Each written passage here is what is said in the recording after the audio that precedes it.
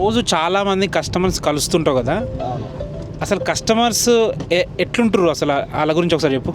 జనరల్గా అయితే మనకు వచ్చే జనరల్ ఎంక్వైరీస్ కానీ విజిటింగ్స్లో ఏవైతే ఉంటారో చాలామంది అయితే అంటే ఉన్నంత వరకు అయితే అంటే మంచి వాళ్ళు చాలామంది పాజిటివ్గా ఉండి మనకు రెస్పాండ్ అయ్యి కరెక్ట్గా ఆన్సర్ ఇస్తారు.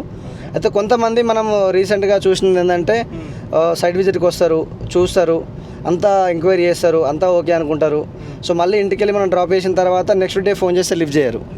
అంటే మనకు అది కనీసం అంటే మంచిగా ఉంది, మంచిగా లేదు, లేదా ప్రైస్ ఎక్కువైంది, లేకపోతే మాకు నచ్చలేదు అని ఒక ఫీడ్బ్యాక్ ఇస్తే మేము కస్టమర్కి నెక్స్ట్ ఇంకా వేరే మంచి ప్రాజెక్ట్ ఏమైనా ఉందా, మంచి లొకేషన్లో ఏమైనా ఉందా మనం చూసి పెట్టగలుగుతాం.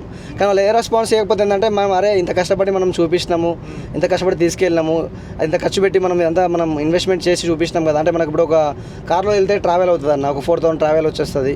సో మనం ఇంకేమన్నా సరే అది ఎక్స్పెండిచర్స్ అనేది మనం మన కస్టమర్కి ఒక గెస్ట్ లాగా మనం ట్రీట్ చేస్తాం. ఇంకోటి అన్న, కస్టమర్స్ మీకు జెన్యున్గా బ్రదర్ ఇది బాగాలేదు, మీ వెంచర్ రేట్ ఎక్కువ ఉంది, డెవలప్మెంట్స్ బాగాలేవు అంటే మీరు నెక్స్ట్ టైం మార్చుకుంటారు కదా? 100% మార్చుకుంటాం. ఎందుకంటే ఫీడ్బ్యాక్ ఉంటుందంటే ఇమ్మీడియట్గా మేము వేరే వెంచర్ చూస్తాము.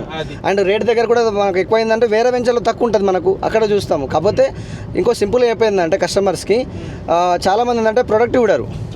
వాళ్ళు ఏం చేస్తారంటే ప్రైస్ దగ్గర చూసి ఏం చేస్తారంటే ఎక్కడ అనాథరైజ్డ్ దగ్గర కానీ లేకపోతే జీపీ లేఅవుట్స్లో లేకపోతే ఎక్కడ ప్రాబ్లం ఉన్న దగ్గర తీసుకొని ఫ్యూచర్లో ప్రాబ్లం జరిగిన తర్వాత మళ్ళీ మాకు ఫోన్ చేస్తారు.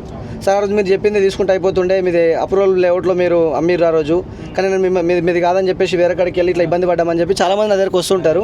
సో వాళ్ళందరికీ ఒక చిన్న విజ్ఞప్తి ఏంటంటే మీరు ఎప్పుడైనా సరే ప్రోడక్ట్ ఇవ్వండి. అంటే లొకేషన్, అసలు మన వెంచర్ ఏ లొకేషన్లో ఉంది అండ్ నెక్స్ట్ టైటిల్ ఎలా ఉంది. మేజర్గా ముఖ్యంగా ఏంటంటే టైటిల్. మనం ఒక ఆదిలాబాద్ డిస్టిక్లో పోయి కొనుక్కున్నా సరే టైటిల్ ఇంపార్టెంట్. ఎందుకంటే డెవలప్మెంట్ ఎక్కడ ఎంత అవుతుంది అన్నది మనం ఎప్పుడు ఎక్స్పెక్ట్ చేయలేము. ఎందుకంటే మార్కెట్ బట్టి సిచ్యువేషన్ బట్టి సమ్ టైమ్స్ ఏది కాదనుకున్నదే మంచిగా అవ్వచ్చు. కాకపోతే టైటిల్ ప్రాపర్గా ఉంటే అది మనకు ఉపయోగపడుతుంది. ఇంకోటి నేను గమనించింది ఏంటంటే అన్న, సపోజ్ ఎట్లుంటారు కస్టమర్స్, ఇప్పుడు నా ఫ్రెండ్ ఒక దగ్గర తీసుకున్నాడు, గుడ్డిగా నేను కూడా పోయి అనేది తీసుకుంటున్నా, దీని గురించి ఒకసారి చెప్పు, అది కరెక్టేనా? అయితే అది కొన్ని ప్రాస్పెక్టివ్లో అంటే మీ ఫ్రెండ్ కరెక్ట్గా అనాలైసిస్ చేసి ఆయన పర్ఫెక్ట్ ప్రోడక్ట్ తీసుకుంటే ఆయనతో పాటు నువ్వు గుడ్డిగా తీసుకుని తప్పులేదు.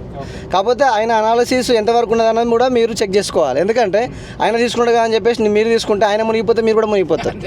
అండ్ ఆయన పెట్టిన ఇన్వెస్ట్మెంట్ పెరగకపోతే మీకు కూడా పెరగదు. సో అందుకని ఏం చేయాలంటే ఎవరైతే మీ ఫ్రెండ్ కరెక్ట్ అనాలిసిస్ చేసే పర్సన్ అయితేనేమో మీరు అతను నమ్మొచ్చు. బట్ అనాలిసిస్ లేని పర్సన్ని మీరు డైరెక్ట్గా బ్లైండ్గా ఫాలో అయితే మీ హార్డ్ అండ్ మనీ అంటే కష్టపడి సంపాదించిన డబ్బులు మీరు అనవసరంగా వృధా చేసుకునే విధం కూడా అవ్వచ్చు. ఎవరెంత చెప్పినా మన జాగ్రత్తలో మనం ఉండాలి. సెల్ఫ్ డిసిషన్ కంపల్సరీ ఉండాలి. అండ్ ఇంకోటి ఇప్పుడు ఇవాళ రేపు ప్రాపర్టీ విషయంలో పక్కన వాళ్ళ డిసిషన్ కంటే ఫ్యామిలీ డిసిషన్ తీసుకోవాలి, లేదంటే సెల్ఫ్ డిసిషన్ తీసుకోవాలి తప్ప ఫ్రెండ్స్ డిసిషన్ కానీ అదర్ పర్సన్స్ డిసిషన్ ఎప్పుడు ఇన్వాల్వ్ కావద్దు ప్రాపర్టీ విషయంలో. అట్లా ఇప్పుడు మీరు డాక్యుమెంట్ విషయంలో ఎట్లుంటారు? డాక్యుమెంట్ చూసుకుంటారు స్టార్టింగ్లో మీరు? యాక్చువల్గా మనం డాక్యుమెంటేషన్ ఎట్లా చూస్తామంటే అన్న, మనకు 1954 ఏదైతే ఉందో అక్కడ నుంచి మనం డాక్యుమెంట్ చెక్ చేసుకుంటాం. ఎందుకంటే మనకు యాక్చువల్గా అయితే 12 years సరిపోతుంది నార్మల్గా. ఓ 30 years ఈజ్ హైయెస్ట్. మనకు ఒక జ్యూరిడిక్షన్లో మనకి ఏదైతే కోర్టులో మనము లీగల్గా ఫైట్ చేసి గెలవాలంటే ఒక 30 సంవత్సరాలు సరిపోతుంది. కానీ మనం ఏం చేస్తామంటే బిఫోర్ 1954 నుంచి 2026 వరకు క్లియర్ టైటిల్ అంటే ఎవరి నుంచి ఎవరికి అమ్మిరు, వాళ్ళు ఎవరికి అమ్మిరు, మొత్తం ఒక పానీస్ కానీ ఏవైతే అప్రూవల్స్ కానీ మనం ప్రతిదీ నాలా కన్వర్షన్తో సహా అన్నీ చెక్ చేసుకొని మనం కస్టమర్కి అన్నది అప్పచెప్పడం జరుగుతుందన్న మన దగ్గర. రియల్ ఎస్టేట్ రావాలని ఇంట్రెస్ట్ ఎట్లా వచ్చిందన్న మీకు? అసలు ఎవరన్నా చూసి మోటివేట్ అయ్యారా ఎట్లా? యాక్చువల్గా అయితే నాకు రియల్ ఎస్టేట్ రావడానికి ముఖ్య ఇంట్రెస్ట్ ఏంటంటే మా ఫాదర్. అంటే చిన్నప్పటి నుంచి మేము చదువుకునే టైంలో అతను కొంచెం ల్యాండ్స్ కొనడం స్టార్ట్ చేసిండు. అయితే ఊర్లోనే మన వరి పొలాలు కొనుక్కున్నాడు. సో మా డాడీ అప్పుడు కొన్నప్పుడు ఎకరం వచ్చేసి 40,000 వచ్చేసింది. అంటే గుంట 1,000 రూపాయలు మా ఊర్లో. ప్రజెంట్ అదే ప్లేస్లో నేను మొన్న రీసెంట్గా ఒక 2 years బ్యాక్ కొనాల్సి వచ్చినప్పుడు ఆడ గుంట వచ్చేసి 26,000 రూపాయలు ఉంది. అంటే మా ఫాదర్ కొనడానికి నేను కొనడానికి ఒక 25 times వేరియేషన్ వచ్చింది.